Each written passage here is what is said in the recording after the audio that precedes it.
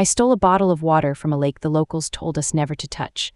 My husband, Noah, carried it back because I was too frightened to do it myself. Then he walked into the lake alone, following a voice that sounded exactly like mine. He came back out that night, but before our trip was over, I understood that bringing him back and saving him were not the same thing. We went to Morrow Lake for our 7th anniversary. It was supposed to be the first trip in 3 years that I did not turn into content. I ran a travel account built around strange roadside places, abandoned hotels, ghost towns, restaurants with locked rooms nobody could explain.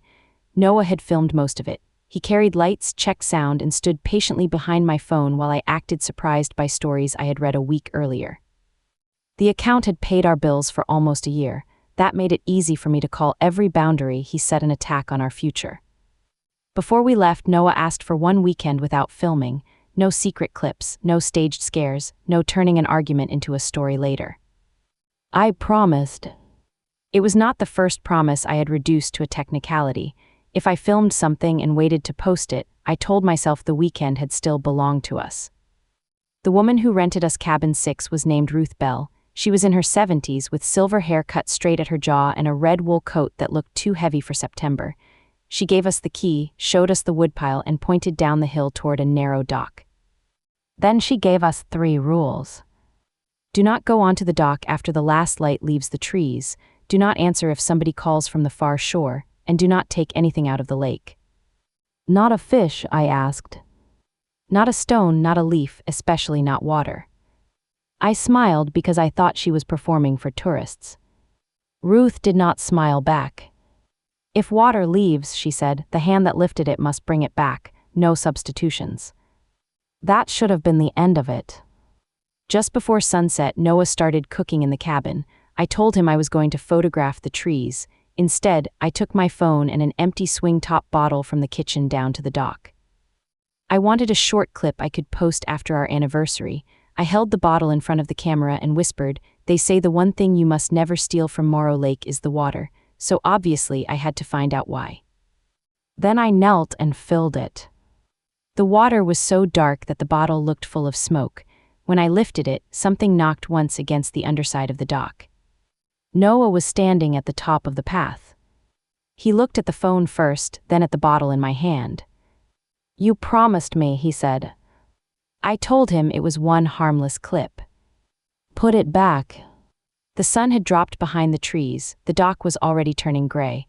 I remembered Ruth's face, and the little knock beneath the boards suddenly felt less funny. "You don't actually believe her," I said. "Put it back anyway." I held the bottle out to him. "If it bothers you that much, you do it." Noah watched me for a long second. He did not argue, he did not call me selfish. He took the bottle and walked past me toward the dock. I knew the rule, the hand that lifted it had to bring it back. I let him go because admitting I was scared mattered more to me than what the warning said. Noah reached the end of the dock and opened the stopper. Before he could pour, he turned toward the far shore. There was nobody there. Then I heard my own voice carry across the water.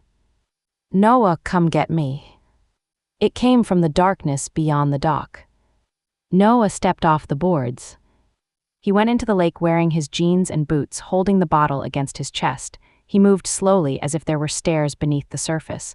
Water reached his knees, then his waist. I screamed his name from the shore. He kept walking. I ran onto the dock, dropped to my stomach, and caught the back of his jacket when the water reached his ribs. He fought me without looking around, not violently. He just kept leaning toward the voice, using his full weight as if someone he loved was drowning a few feet ahead. The bottle slipped from his hand. It landed upright on the surface. For one impossible second, it stood there without sinking. Then the lake folded over it. Noah stopped pulling. I dragged him back until his hands found the dock ladder. He climbed out shaking so hard his teeth struck together.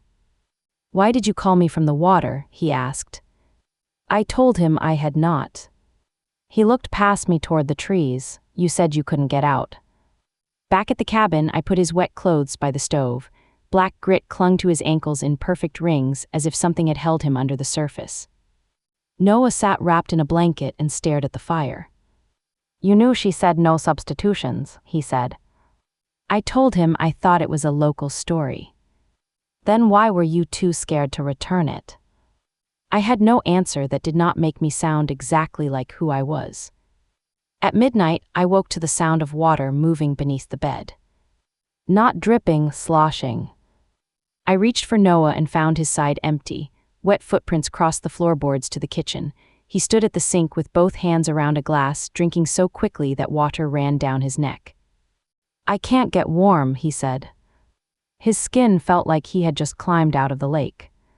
When he finished the glass, he filled it again, then again. After the fourth, he bent over the sink and coughed up a mouthful of black water. It smelled like mud and dead leaves. I wanted Ruth, I wanted a doctor. More than either of those, I wanted a version of the night in which I was not responsible. Then I saw the bottle on the kitchen table. The same green glass, the same wire stopper, full to the neck with dark water. Noah had his back to it. I took the bottle and hid it in my camera bag. That was my second unforgivable choice. The first one endangered him, the second one made him doubt his own mind. In the morning, Noah remembered walking off the dock but not climbing out. He remembered hearing me in the lake. When I said the bottle was gone, he asked whether I was sure. I looked directly at him and said yes. We packed to leave. Ruth was waiting beside our car. Her eyes went straight to Noah's damp hair, though he had not showered. Who carried it back? She asked. Noah said he had. Who took it? Neither of us answered at first. Then I admitted it was me. Ruth closed her eyes, and did you answer the voice? Noah said no, he had only followed it. Following is an answer. I told her the bottle had sunk.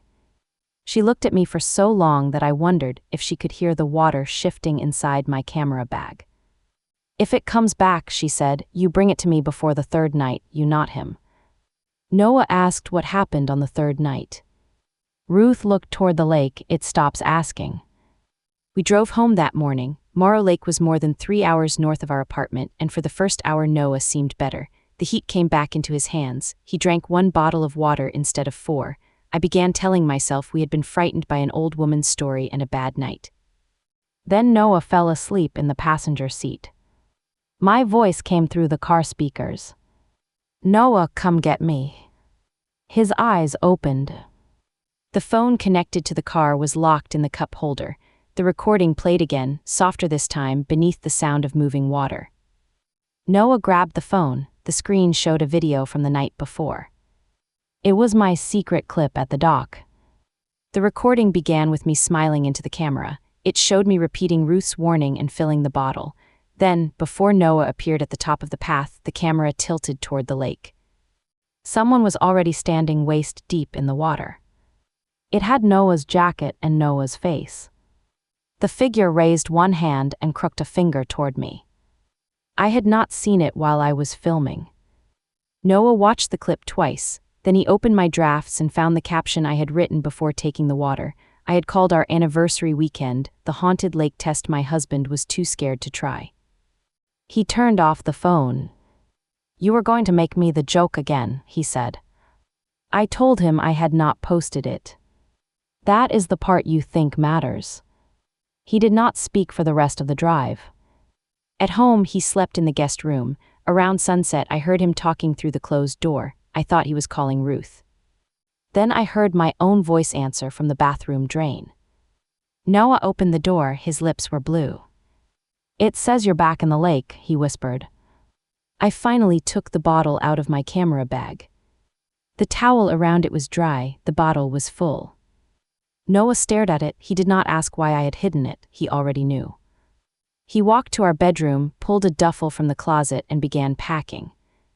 I followed him, crying and trying to explain that I thought hiding it would keep him calm. You watched me cough up lake water, he said. You watched me wonder if I was losing my mind. I said I had been afraid he would leave when he found out I lied again. He folded a shirt and placed it in the bag. So you made sure I was alone first. He called Ruth on speaker. She told us to return before midnight. It was the second night. We had one more chance to put back what I had taken, but she warned us the lake would use any voice that could turn us toward it. If you hear each other from the water, she said, look at the person beside you before you answer. Noah asked whether returning the bottle would end it. Ruth was quiet. It will make the lake choose, honestly. We reached Morrow Lake a little after 11. Ruth waited at the dock with 2 kerosene lanterns. There was no wind, but the water moved against the shore in small, regular waves like something breathing in its sleep. Ruth handed me 1 lantern. Carry the bottle to the place where he stepped off, she said. Pour it out. Say the taking was yours and the debt is yours. Whatever calls, do not answer. Noah stood at the beginning of the dock. He looked gray and exhausted. Water darkened the shoulders of his coat even though the sky was clear. I asked him to come with me. He shook his head. You need to do one thing without making me carry it. I walked to the end alone. The bottle felt heavier with every step. When I pulled the stopper, the smell of wet soil rose from the glass. My mother's voice called from the far shore. Then my father's. Then I heard myself laughing from beneath the dock, repeating the words from my video. I tipped the bottle. Nothing came out. The dark water clung inside the glass as if it were oil. I shook it. The lake below me began to ripple. Behind me, Noah screamed. I turned.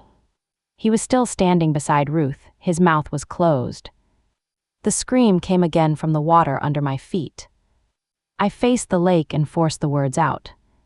I took it, I lied about it. He carried what was mine because I let him. The debt is mine. The bottle emptied all at once. Water rushed out hard enough to pull my arm down. The lantern fell from my other hand and went dark. The dock vanished beneath black water. Noah called my name from the shore. This time I looked before answering. He was gone. Ruth stood alone beside his lantern. I heard him behind me, waist deep in the lake. Noah was walking away from the dock with his back to me. Farther out, another shape waited. It had my height, my hair, and the pale sweater I was wearing. I went in after him. The cold stopped my breath. I caught his coat at the shoulders, but he kept walking. The other version of me opened its arms. I shouted that the lake could have me instead. Noah went still. The shape in front of him smiled with my mouth. Then something wrapped around both my ankles. I remember pushing Noah toward the dock. I remember Ruth pulling him by the wrists. I remember the bottom dropping away beneath my feet, even though I was close enough to touch the ladder.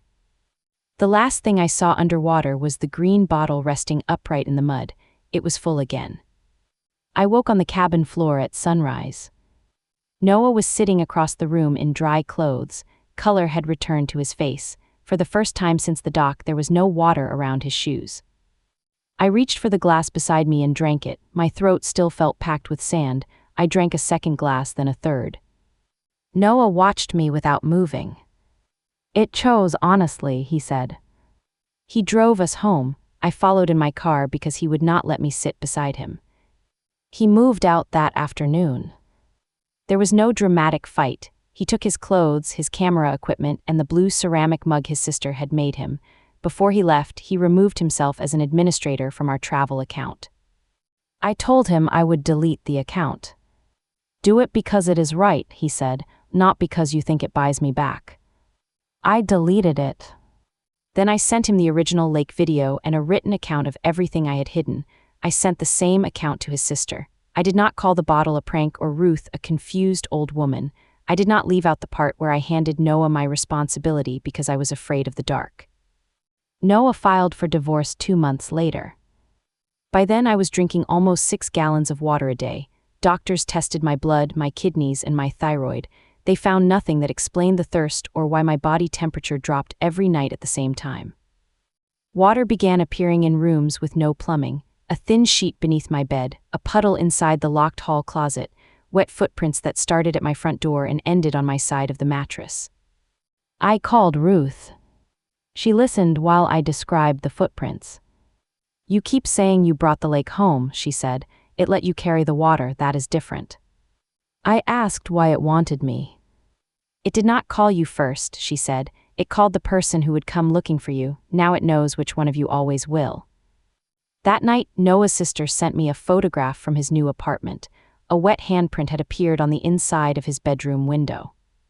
I drove back to Morrow Lake before dawn. I have lived in cabin 6 for 4 months now. Ruth lets me clean the rentals and meet guests when they arrive. Noah has not seen another wet footprint since I came back. He has not forgiven me, and I no longer ask him to. Every evening I walk the shore before the light leaves the trees. I tell visitors not to take stones, leaves, or water. Most of them smile the way I did. So I show them the green bottle. I keep it locked in an empty kitchen cabinet. Every morning it is dry. Every night it is half full of dark water, and there are wet fingerprints around the stopper. They are mine. I do not remember touching it.